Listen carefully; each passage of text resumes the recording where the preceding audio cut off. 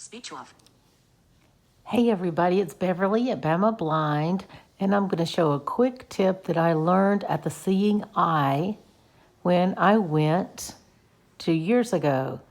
And I've always been, as far as mobility wise, I've always been a cane user prior to going to the Seeing Eye. And once I got there, I realized that they were teaching me a technique that I had absolutely never heard of before. And so I thought, oh my gosh, I've missed this whole chapter or volume of a book on mobility, because I'll show you what they were showing us how to do. And strategically, they had placed different types of textures on the floors throughout the entire center of the Seeing Eye. So right now I'm walking through I'm lined up with my heels on the edge of a carpet, which is in my back foyer, and I'm pointing straight ahead to my front foyer. And as I go ahead, I will tell you what they taught us. Okay, now I'm walking on carpet, and they said, use your feet to feel the carpet underneath you. And I had never, ever done that before. I think I'd always used my cane. So, my cane, as you probe your cane out, I don't have mine in my hand, but as you probe your cane out, you can feel carpet, you can feel some changes in textures. But what they were trying to show us is that with a guide dog who's leading you around obstacles, you don't have the benefit of the cane, which is picking up all your textures. So I'm walking through my threshold now. Now, my feet just went across the threshold, and I'm very aware of that.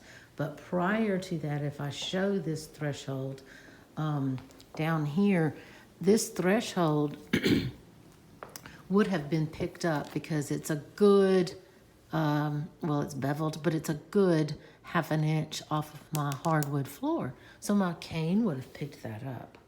But we don't have a cane when you use a guide dog. And the guide dog isn't going to see a threshold like that as an obstacle. So she's not going to stop and tell me, oh, this is a step. It's just not big enough. And she's got an idea in her head as to, how tall the step will be.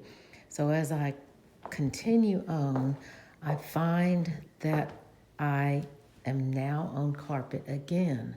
So this tells me I'm in my central hallway and I'm just about in the middle of it. But it's not anything. I'm walking without a cane and without a dog. Now I've come to the edge of the carpet. My feet are lined up with the edge of the carpet. So I can pretty much kind of tell where I am. But if I had a cane, I could explore this whole surrounding. I could tell you that there are two pillars to either side. They're about 10 feet apart. I could tell you that there's a piece of furniture to my right. I could tell you that there's a tall floor lamp to my left. But without a cane exploring the environment, all you have to go on with a guide dog is how your feet feel. So you start using your feet as indicators. And we'll keep walking toward my front door, and I should reach a round carpet. Okay, I've reached a very small 4-foot round carpet, which is in my foyer, and it just happens to fall right up under a chandelier, which is centered here. That tells me that if I turn immediately to my right, I'm now lined up with the door that goes into my bedroom. None of this was information that I took in when I was a cane user, because I used my cane to find the rug. I used my cane to find the doorway here. It's pretty dark in here because, once again, it's rainy outside.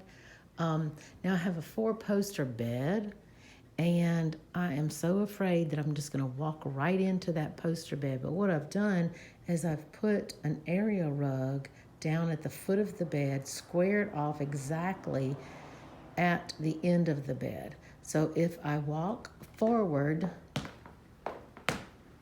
and I get to the corner of this rug, then I step ever so slightly to the right.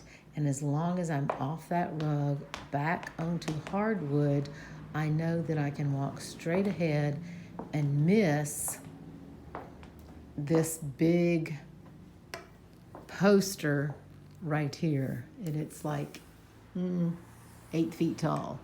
And trust me, I've hit my head on that several times. So I put a rug at the side of my bed to let me know that's right in front of my dresser. I'm going to turn around and there's my fireplace. Go back.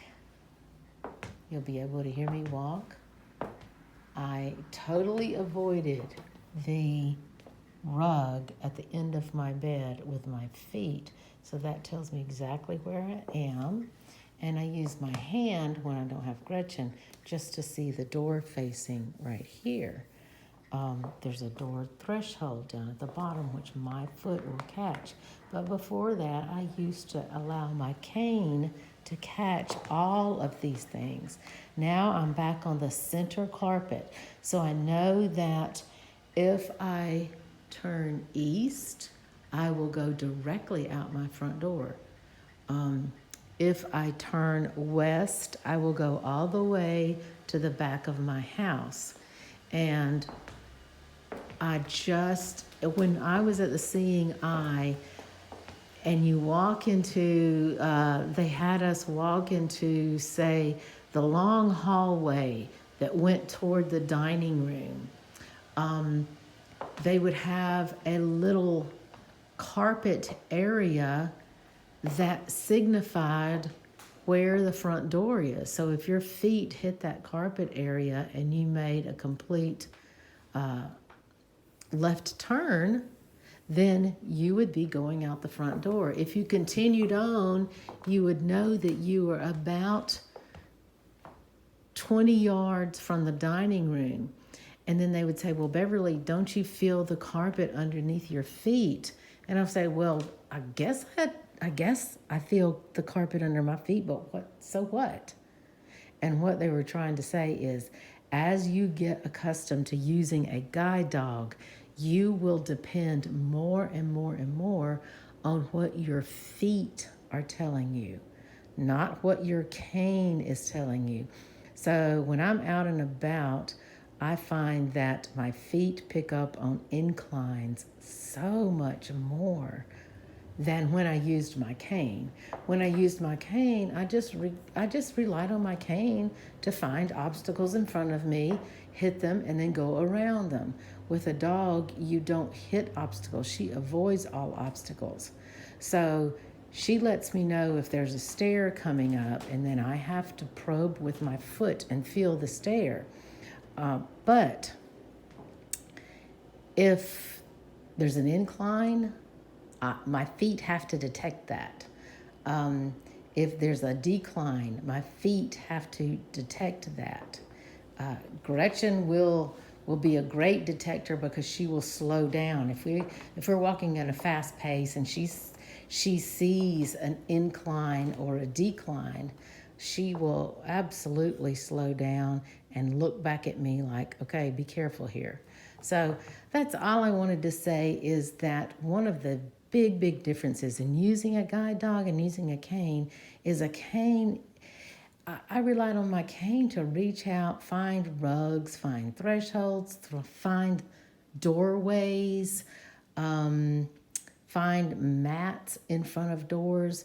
And when you're walking with a guide dog, you don't find any of those things with a cane. The dog is leading you around obstacles. So you have to really rely on your feet for the change in the topography or the change in the, whether it's sidewalk, macadam, grass, cobblestone, gravel. And that took some time because I was so accustomed to my cane tip picking all of that up. And now with a guide dog, you use your feet to do that. So that's what I wanted to share with you today. That was one of the very first lessons we learned.